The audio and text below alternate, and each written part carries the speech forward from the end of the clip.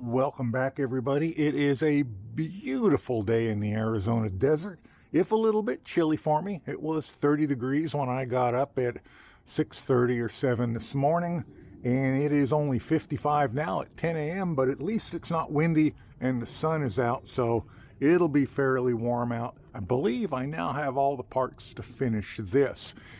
I would much rather be working on my Mustang, but when the daily driver goes down, even though I don't drive every day anymore and the CJ7 is working fine, but when the daily driver goes down, to me that becomes a priority. So I want to get this back together. I just can't leave it sit. I believe I have all the parts needed now. Take a quick look.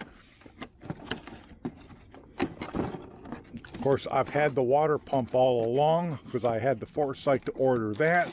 I bought this replacement tube because I didn't know that one was going to be rotted at the end. So water pump and the tube. Here is a new thermostat. I bought some bearings. Here's some bearings. Now I actually found an extra one of these that actually has a good bearing in it. And I'm trying to remember 6 years ago, but something happened 6 years ago and I bought what I thought was a bearing, and I got one of these complete with a bearing in it, and I wound up taking the old one and putting a new bearing in it because I had it and just stuck it in a drawer. So here's the one with the old bearing in it. The other one is in the garage. I popped the old bearing out of it. It was definitely bad. This one, it makes noise. It would probably be okay, but I'm going to put the one with the new bearing in, and I've got a couple new bearings here. They fit pretty tight, so I'm going to get one in the freezer, and I'll probably heat it up and hope I can tap it in without a problem. But I only need one of the bearings. I actually bought a box of 10 of them. 10 of them was like 14 bucks, and 4 of them was, like $9. I thought, what the hell? Order 10 of them, might find a use for it. I also had to, 6 years ago, I had to buy a package of 10 gaskets for the thermostat housing, so I had a gasket for that, and of course the gasket came with the water pump. So I think I can get this all put back together today. Oh, it came out here and was convincing myself that I was going to make this a 2-piece shroud just to make it easier to work with. And before I cut it, I thought to myself, let's go in and see if a cheap aftermarket one is available, and I will experiment with that, because I know a cheap aftermarket one is available for the Cherokee, because I had a friend tell me that he bought a couple for himself to experiment with, and there unfortunately is not a cheap aftermarket one available for the Grand Cherokee that I could find, and used ones are going on eBay for 150 bucks. So I decided just to put up with the annoyance of having that be one piece, because I don't want to cut it and then have to buy a used one for 150 bucks off eBay and then pay somebody, and pay them 20 bucks to ship it. So anyway, that's going to stay the same. I'm going to get my little Vacula brake bleeder sucker, and I'm going to suck a bunch of this water out so I don't have the gasket wet there, so I can seal the new one on. Oh, and I cleaned the engine up.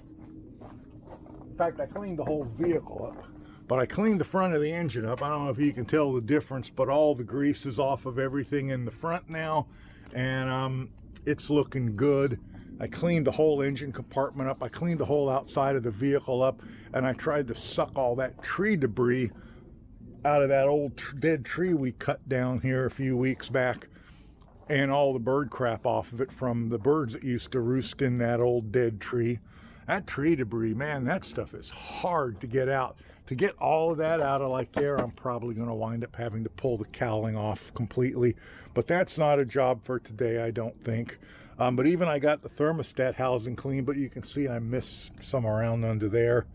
I did not order another thermostat housing. I was thinking about it, but there really isn't anything wrong with that one. And they're like 25 bucks, so thought I'd save that money. Anyway, I'm going to get those bearings pressed in, and we get that coolant sucked out of there, and we will put this thing back together. One of the things you want to do is you want to get the water level in this cavity down far enough below the opening that water isn't constantly pouring out all over the gasket surface or your gasket seal or whatever you're using. You want this to be dry. You can go in there and soak it out with rags or try and blow it out with compressed air. But I have found one of these things is just great. And they're not really expensive like they used to be, mainly because of all the Chinese clones. I bought this one on Amazon with my own money. I think I paid $35 for it. I'll put an affiliate link to it below. You can see how much coolant I sucked out of there to get that water level low. Comes with the fitting for brakes. Comes with a fitting, you know, just to suck stuff out with. It even came with one of the reservoirs that keep your master cylinder full for you while you're doing a brake flush. Really well made. It works as good as the old Vacula I had years ago when I was a professional mechanic. So I'm happy to have another one again. Don't know whatever happened to the old one. It kept breaking on me. I probably tossed it or it went walkabout. Who knows? Anyway, that worked really well. That got that low. You want to clean the gasket surface off really well. After I scrape it, I like to use one of these on an angle grinder. This is one made by Vevor. Vevor probably sent this one to me. I'll put a link to one on Amazon below, but the Vevor one works fine. That's a Scotch-Brite pad. If you're working on steel or cast iron, they work great for that. And they work great for it on aluminum too.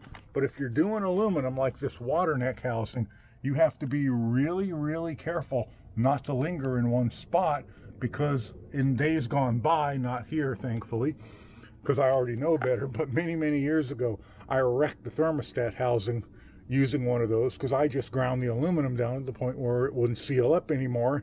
And I was working then, and of course my boss got all pissed off at me. I think he fired me for that. After I went down to a wrecking yard, bought one with my own money, came back and put it in. I think he then fired me for that. Anyway, I have done also all of this. Both of these things are really hungry for air. And if you're going to run them for any period of time, you need some decent CFM.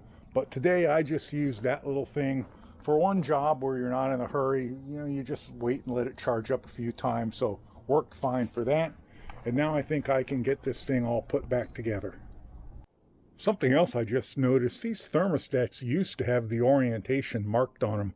One side would say to radiator or to engine, and they don't anymore. It kind of surprises me. To any of you who have never done these before, the pointing end points toward the radiator, toward the front of the vehicle.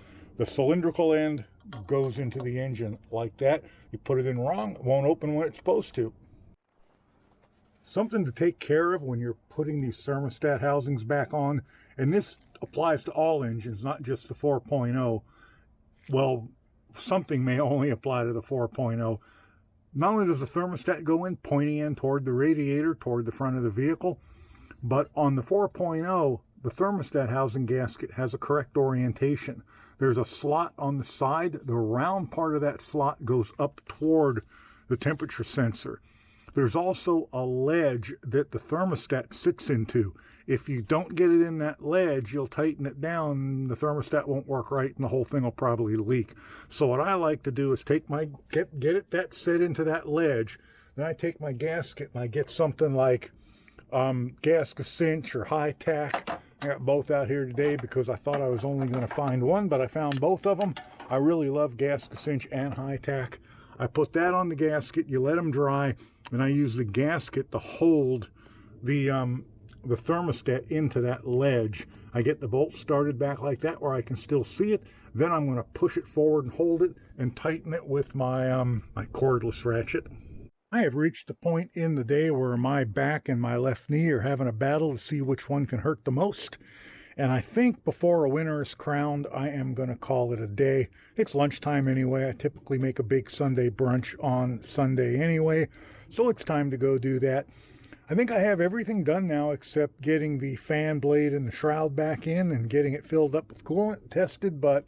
And you know, if I had to have this thing done, I could work for another hour and get that done. But the beauty of it is I don't have to. I can come back out tomorrow after taking a break and get it done. Can't think of anything I really need to say. Don't do what I do. Don't forget to change the studs on the water pump. I mean, it's easy to do now, but it would have been easier to do on the bench. But not a big deal. I think that's the only thing I had forgotten. Belt's back on, loose of course, because this is not tight. And I don't think there's anything left to do except shroud the fan and fill it back up and make sure that the water pump is really what was leaking. A little chilly today. It's about, what is it? It is 9:20 in the morning and 41 degrees out Fahrenheit. That's a bit chilly for me, but we're gonna get this done. Oh, I got a new toy I'm playing with. I have a heated knee wrap. Hopefully that will keep my knee from locking up and hurting so bad today, but I don't have that much to do. I've got to get the fan and the fan shroud back in and bolted down, and I've got to get all of the stuff that keeps this front brace on and the rubber strip on and bolted down, and I got to get the belt adjusted, and I have to get it filled with coolant. And then, if my second diagnosis is correct, I think it is, I hate this fan shroud design being one piece. It's just the mark of a designer who either never worked on cars, never will work on cars and doesn't care, or a bean counter who's just trying to make it as cheap as possible. It should be two pieces. There should be a way to take the top piece off so that you can work in here on the belts without pulling the entire fan out. Because now let me tell you what it's going to be like to get the fan tightened up. So you can see I don't know if you can see it, you see the nuts down in here. They're, even for somebody with my hands, you got to go after it with the tips of two fingers. It's fiddly, it's not that hard to do. But now to tighten them, I have to tighten one nut, I have to tighten the belt up, so hold it so I can tighten it. Then I got to loosen the belt up, move it, tighten another one, because you can only really get a wrench on one at a time. Loosen the belt, move it, tighten the belt, tighten another nut, loosen the belt, move it, and on and on and on. And if you're like me, you're going to want to go around it twice, which means you're going to loosen and tighten the belt 8 times. So I just got a quarter drive on there, quarter drive impact, and it's just stupid. Probably if you've done it a bunch of times, you have a quicker way to do it than me. And if you do know a quicker way, better way than me, put it down below, and next time I'll try it. But I was thinking about making this 2 pieces and 3D printing some pieces to hold it together, just so that you could lift the top out and leave the bottom in place. But then I found out there are no cheap aftermarket copies of this, and if I messed it up, I'd have to buy a used one, and they're 150 bucks, so they ain't worth it. The juice ain't worth the squeeze to me right at the moment. Have I given you all my opinion on serpentine belts yet? Because if I haven't, I'm going to now. And here it is.